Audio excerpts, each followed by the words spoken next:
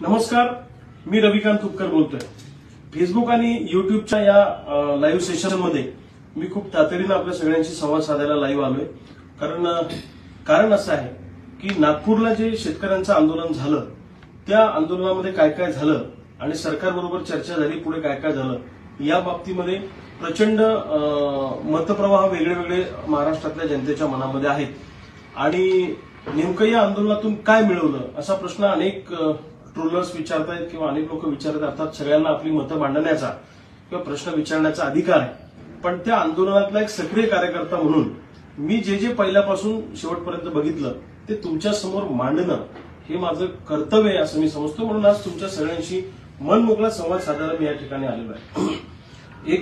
एक गोष्ट समजून घेतली पाहिजे की नागपूरचं आंदोलन हे बच्चूभाऊ कडूंनी कॉल केलेलं होतं। या आंदोलनाचे जे प्रमुख होते ते बच्चू कडू होते आणि त्यांना सगळे शेतकरी नेत्यांना फोन केले त्यांनी आणि सांगितलं की असं नागपूरला आपण 28 तारखेला आंदोलन घेतो आहे आणि सगळ्या शेतकरी नेत्यांनी यावं अशी आमची इच्छा आहे। त्यांच्या विनंतीला मान देऊन आणि शेतकऱ्यांचं आंदोलन आहे त्यामुळे आपण गेलं पाहिजे, आपण मागे राहून चालणार नाही अशी भूमिका आम्ही घेतली। आणि मी स्वतः अगदी वर्ध्याच्या जवळ एक सुकळीबाई नावाचं गाव आहे, तिथे त्यांचा मुक्काम होता बच्चूभाऊंचा। तर त्यांच्या ट्रॅक्टरमध्ये बसून आम्ही तिकडे गेलो। आमच्या बरोबर भरपूर कार्यकर्ते त्या आंदोलनामध्ये सहभागी झाले होते। आता असं आहे की ते आंदोलन कसं झालं, काय झालं, त्याच्यानंतर सरकारबरोबर बैठक झाली आणि खूप टीकाटिप्पणी अनेक लोक त्या ठिकाणी करायला लागले आंदोलनावर आणि विशेषतः सगळ्या शेतकरी नेत्यांवर। त्यामुळं काही गोष्टींचं स्पष्टीकरण देणं हे माझं काम आहे असं मला वाटतं। एकतर सुरुवातीपासून आम्ही त्या आंदोलनामध्ये सहभागी होतो। आता आंदोलनात गेलो नसतो तर तरी पण लोकांनी आम्हाला ट्रोल केलं असतं, म्हटलं असतं तुम्ही का गेले नाही, एवढं मोठं शेतकरी आंदोलन होतंय, मग तुम्हाला तुमचंच पडलंय का। सगळ्या अनेक शेतकरी नेत्यांनी मनाचा मोठेपणा ठेवत या आंदोलनामध्ये सगळे सहभागी झाले। त्यामध्ये कॉर्डिनेटर म्हणून बच्चू कडूंनी भूमिका निभावली आणि त्याच्यानंतर ज्येष्ठ शेतकरी नेते वामनराव चटप त्या आंदोलनामध्ये होते। त्याच्यानंतर कॉम्रेड अजित नवले होते, राजू शेट्टी होते, पुन्हा कॉम्रेड राजन क्षीरसागर होते परभणीचे, त्याचबरोबरीनं महादेवराव जानकर साहेब होते आणि मी स्वतः कार्यकर्ता म्हणून सहभागी होतो आणि बरीच मंडळी होती, नितेश कराळे सर होते, बरीच मंडळी होती।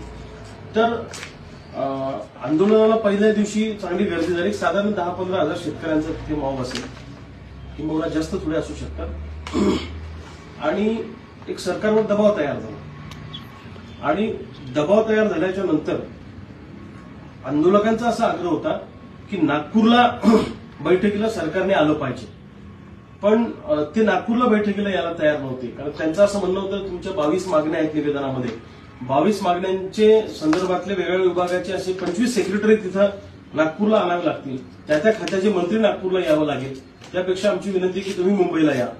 सरकार 2 पावलं चर्चेला पुढे आल्यानंतर सरकारने त्या ठिकाणी आशिष जयस्वाल आणि वर्ध्याचे मंत्री श्री भुयर यांना पाठवलं, पंकज भुयर, आणि त्यांनी चर्चा केली आणि सरकारबरोबर एक बैठक लागली सह्याद्री अतिथीगृहावर।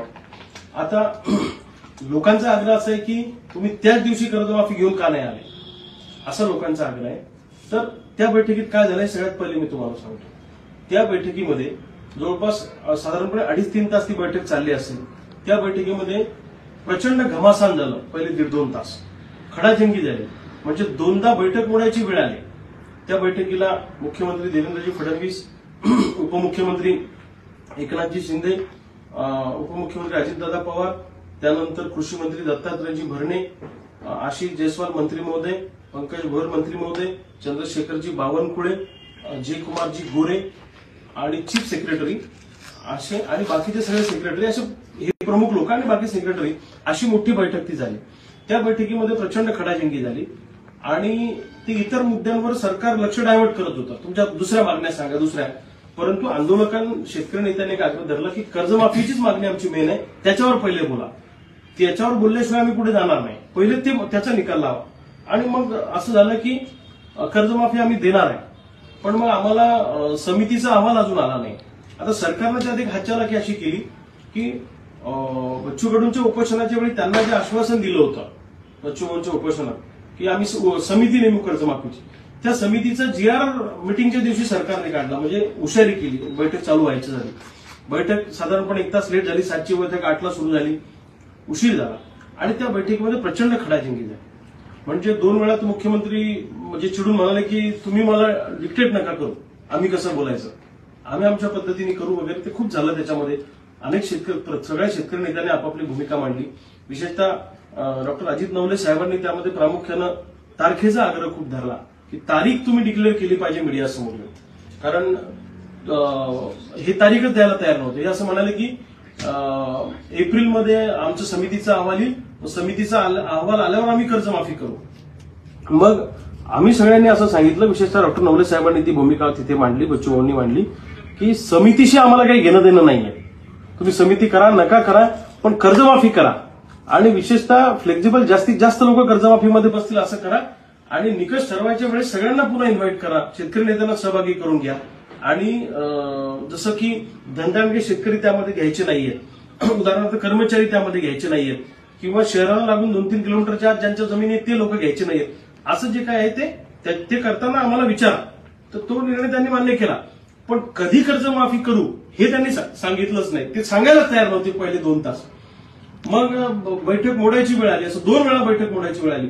मग ते 4-5 नेते, ते प्रमुख नेते मंडळी सगळे, मुख्यमंत्री उपमुख्यमंत्री सगळे आत गेले. त्यांनी काय 15-20 मिनिटं चर्चा केली आणि फायनली 2 तासानंतर मग त्यांनी असं सांगितलं की आमचा अर्थसंकल्प पहिले चुकीचा आहे, कोणत्या कोणत्या योजनांवर आमचा पैसा खर्च होतो. त्यांनी त्यांची मांडणी केली. शेतकरी नेत्यांनी आपली मांडणी केली की परभणीला कसं आहे, सचिन जाधव नावाचा बच्चू भाऊंनी सांगितलं शेतकरी वारला, बायको वारली, पोटात गरोदर बाळ वारलं, परिस्थिती वाईट आहे, सोयाबीनला भाव नाही. शेतकऱ्यांची परिस्थिती मांडली. आणि त्यानंतर 2 तासानंतर फायनली त्यांनी सांगितलं की अहवाल आल्यानंतर 3 महिन्याच्या आत आम्ही कर्जमाफी देऊ. मग मोघम 3 महिने न म्हणता डेट त्याची फिक्स करा, म्हणून 30 जून 2026 तरी आम्हाला द्या, असा फायनल आग्रह त्यांनी धरला की आम्ही डेट घोषित करतो. आता असं आहे की अनेक शेतकऱ्यांना असं वाटतं की मग फायनली ते तिथले घडामोड सांगतो. पहिले 30 जून 2026ला 30 जून 2026 डेडलाईन मध्ये मग पुन्हा एकदा खडाजंगी झाली, पुन्हा तानातानी झाली. मग त्याच्यावर एकमत झालं की बैठक मोडण्यापेक्षा काहीतरी डेट तर यांच्या तोंडून आपण डिक्लेअर करून घेतली पाहिजे. मग ते झालं. डेटचं डिक्लेअर आम्ही मीडियासमोर करू असं त्यांनी कबूल केलं. मग बाकीच्या मागण्यांचं काय, तर त्याच्यामध्ये सोयाबीन खरेदी केंद्र चालू करण्याच्या संदर्भामध्ये व्यापारी शेतकऱ्यांचे सातबारे लावून माल विकतात, हा मुद्दा मी स्वतः अधोरेखित करून त्यांच्या समोर मांडला. तर त्यांनी सांगितलं त्याच्या संदर्भामध्ये आम्ही कडक कारवाई करू. अजून काही 2-3 मुद्दे झाले आणि बाकीच्या मुद्द्यावर आम्ही नंतर बैठक लावतो, आता रात्री उशीर झाला असं त्यांनी सांगितलं. आणि बच्चू भाऊंनी सांगितलं की ठीक आहे, ती बैठक पुढच्या आठवड्यात किंवा पुढच्या महिनाभराच्या जरी लागली तरी आमचं काही हरकत नाही, पण कर्जमाफीचा मुद्दा महत्वाचा आहे. आणि मग फायनली असं त्यांच्याकडून काही गोष्टी कबूल करून घेण्यात आल्या की कर्जमाफी होईपर्यंत कोणती बँक तगादा लावणार नाही वसुलीसाठी. कारण आता कर्जमाफी होणार आहे म्हणजे शेतकरी कर्ज भरणारच नाही. मग त्यांनी सांगितलं की आम्ही स्ट्रीट बँकांना वॉर्निंग करतो, आरबीआयशी बोलतो की कुठली वसुली करू नका, आम्ही कर्जमाफी करणारच आहे. आणि मग ती कशी करायची, काय करायची, त्याच्या संदर्भातली बैठक पुन्हा विस्तृतपणे होईल. असं सगळं झालं आणि बैठक संपायला रात्री भरपूर उशीर झाला. आता ट्रोलर्स लोक ट्रोल करतायत, अनेक लोक प्रश्न विचारतायत. मुळामध्ये काही गोष्टी आपण समजून घेतल्या पाहिजे. म्हणजे माझ्यासोबत आणि बऱ्याच नेत्यांसोबत आमच्या प्रवासाच्या बॅगा होत्या. कारण आम्ही नागपूरवरून निघालो तेव्हा असं अंदाज आला होता की बैठक जर कदाचित लेट झाली तर रात्रीचा 10-11चं विमान लागणार नाही आणि त्याच्यानंतर फ्लाईट नव्हतं पुन्हा नागपूरला यायला. मग एखाद्या वेळेस मुक्काम पडू शकतो, अशा हिशोबाने आम्ही आमच्या बॅगा सोबत घेतल्या. पण काही लोक एवढे हुशार की बा हे बैठकीला बॅगा घेऊन काय गेले. अहो, आम्हाला विमानतळावर आमच्या बॅगा आमच्या हातातच होत्या प्रवासाच्या. एक ड्रेस आम्ही त्यात टाकून नेला होता बॅगमध्ये. आणि तिथं गेल्याच्या नंतर ज्या गाडीने आम्हाला सोडलं ती गाडी खासगी होती, ती गाडी सोडून जाणार होती. बॅग कुठे ठेवणार आहे. सह्याद्री अतिथीगृहावर 2 रूम आम्हाला फ्रेश व्हायला त्या ठिकाणी केलेल्या होत्या आणि त्या रूममध्ये बॅग ठेवायची, फ्रेश व्हायचं, मग बैठकीला यायचं. कारण मध्ये स्पॅन होता 1-2 तासाचा. त्या स्पॅनमध्ये आम्ही काय बोलायचं, काय चर्चा करायची असे एक टेंटेटिव्ह एक मिटिंग आमच्यामध्ये केली. आणि अनेक ट्रोलर्स लोकांनी असं बॅग कशासाठी घेऊन गेले. अरे, प्रवासाला तुम्ही गेले, तुम्हाला मुक्काम करायचा आहे तर तुमच्यासोबत बॅग असणार नाही. तिथे का आमचा फ्लॅट आहे मुंबईला नरिमन पॉइंटला, का तिथं आमचं घर आहे, का तिथं आजूबाजूला रेस्ट हाऊस आहे. आम्ही गेलो, बॅग सोबत नेली तर अनेक लोक बॅगच काय घेऊन गेले. अरे, ही काय पद्धत आहे. मला सांगा, कुठेही मुक्कामाला जायचं असलं किंवा शक्यता असली तर बॅग तुमच्यासोबत असणारच आहे. पण काही लोकांना असं झालंय की दुसऱ्याला शिव्या देण्यामध्ये किंवा दुसऱ्याला ट्रोल करण्यामध्ये अनेकांना आनंद मिळतो. त्याची काय आम्ही पर्वा करत नाही, पण जे घडलं ती वस्तुस्थिती कार्यकर्ता म्हणून तुमच्या सगळ्यांसमोर मांडणं हे आमचं काम आहे. बैठकीनंतर त्यांनी मीडियाला संबोधित केलं. त्यांनी सांगितलं 30 जून 2026 पर्यंत आम्ही करणार. अर्थात ह्या तारखेवर अजूनही आमचं समाधान नाहीये, माझं व्यक्तिशः अजूनही समाधान नाही, तुम्हाला मी क्लिअर सांगतो. कारण मला असं वाटत होतं की 1-2 महिन्याचा कालावधी ठीक होता, परंतु तिथे परिस्थिती अशी होती की आंदोलनही फार काळ पुढे नेऊ शकत नव्हते आंदोलक. त्याचं कारण असं की नागपूरमध्ये जिथे चक्काजाम आंदोलन झालं तिथे न्यायालयाने सुमोटो याचिका दाखल करून रस्ते मोकळे करायला सांगितले. त्यामुळे न्यायालयाचा आदर करणं आवश्यक होतं. जिथे सभा होती त्या सभेच्या ठिकाणी प्रचंड पावसामुळे चिखल झाला होता, टॉयलेट तिथे नव्हते, म्हणजे सगळी प्रचंड फजिती आंदोलनाच्या ठिकाणी त्या ठिकाणी झाली. आणि पावसाची हे झाल्यामुळे आंदोलकांची दानादान झाली. अनेक आंदोलन माघारी गेले, कुणी आपापल्या नातेवाईकाकडे गेले आणि दिव्यांगांची संख्या तिथे खूप होती. त्यामुळे दिव्यांग लोकांचे खूप हाल झाले आंदोलनामध्ये. पहिल्या दिवशी संख्या चांगली होती, साधारण 10-15 हजार लोक पहिल्या दिवशी असतील, दुसऱ्या दिवशी थोडे कमी झाले. असं वाटत होतं की पंजाबच्या शेतकऱ्यांनी जसं दिल्लीच्या वेशीवर आंदोलन केलं तर त्यांची संख्या वाढत होती, पण इथे दुर्दैवाने संख्या लिमिटेड झाली. त्यामुळे आंदोलन कसं पुढे न्यायचं, थांबायचं कुठं आता. सगळ्या मंगल कार्यालयांना पोलिसांनी नोटिसेस दिल्या की तुम्ही यांना जागा दिली तर पहिल्या नंबरचा आरोपी तुम्हाला करू. कोणी मंगल कार्यालय द्यायला तयार नाही, तिथे टॉयलेटची व्यवस्था नाही. मग आता जाणार कुठे? रेल्वे ट्रॅकवर जायचं तर न्यायालयाने पुन्हा आदेश काढला सुमोटो की तुम्हाला रेल्वे अडवता येणार नाही. म्हणजे न्यायालयाने स्वतःच त्याच्यामध्ये भूमिका घेतल्यामुळे ते 2 रस्ते चक्काजामचे आणि रेल्वे रोकोचे बंद झाले आणि थांबण्याची व्यवस्था नाही. अशा परिस्थितीमध्ये जो आंदोलन करतो ते त्याला माहीत असतं. आणि आम्ही बच्चू भाऊंना सांगितलं तुम्हाला जो निर्णय योग्य वाटतो या आंदोलनाचे कोऑर्डिनेटर प्रमुख म्हणून तो तुम्ही निर्णय घ्या. काही असं मनात चलबिचल ठेवू नका, लोकांचे हाल नाही झाले पाहिजे. आणि म्हणजे दुसऱ्या शेवटच्या दिवशी ज्या दिवशी आम्हाला बैठकीला जायचं होतं त्या दिवशीच्या रात्री तर लोक झोपलेच नाही ना, कारण ग्राउंडमध्ये चिखल, रस्त्यावर पोलीस येत नव्हते कारण न्यायालयाचा आदेश. मग काय करायचं काय, कोणी जरा मारत होतं, कोणी इकडे तिकडे, सगळं सैरबैर झालेलं होतं. आणि अशा परिस्थितीमध्ये आंदोलन पुढे नेणं पण कठीण झालं होतं. जसं आज डॉक्टर अजित नवले साहेबांनी याची सविस्तर भूमिका चांगल्या पद्धतीने मांडलेली आहे. पुणतांब्याला जो संप झाला 2017ला, त्या आंदोलनाला महाराष्ट्राच्या कानाकोपऱ्यातून साथ मिळाली होती. मुंबईला जाणारा भाजीपाला त्या ठिकाणी हे झाला होता, बंद झाला होता. आणि सर्व दूर महाराष्ट्राच्या कानाकोपऱ्यातून त्या ठिकाणी पाठिंबा मिळत गेला. आणि त्यामुळे काय झालं की सरकारला झुकावं लागलं आणि काही ना काही कर्जमाफी 2017ला निकषामध्ये बसून करावी लागली. सुकाणू समिती होती, त्यावेळेस पण आम्ही त्या आंदोलनामध्ये सक्रिय होतो आणि त्या ठिकाणी सहभागी झालेलो होतो. काही ना काही लोकांच्या पदरात पडलं. आता या आंदोलनाचं वैशिष्ट्य काय होतं की आंदोलक सगळे नागपूरला होते, पण ज्या पद्धतीने हे आंदोलन गावागावामध्ये उभं राहायला पाहिजे होतं किंवा गावागावात लोक रस्त्यावर यायला पाहिजे होते तितकंसं ते झालं नाही.